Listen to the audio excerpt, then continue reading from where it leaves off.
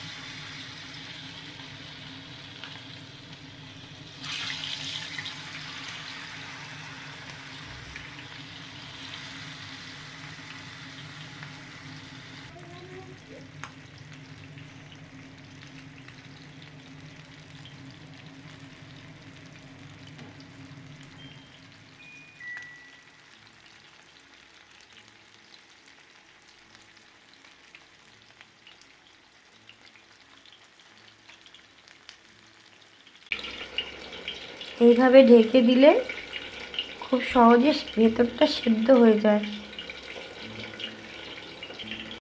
দেখুন কালারটা কত সুন্দর চলে এসছে। এইভাবে আমি আরেকবার উল্টে ঢাকা দিয়ে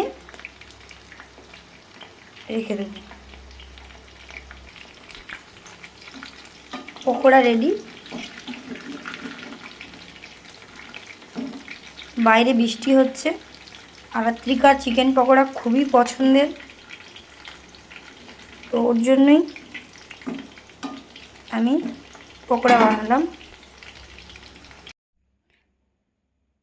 আরাত্রিকা বসে পড়েছে খেতে। আরাত্রিকা বসে পড়েছে।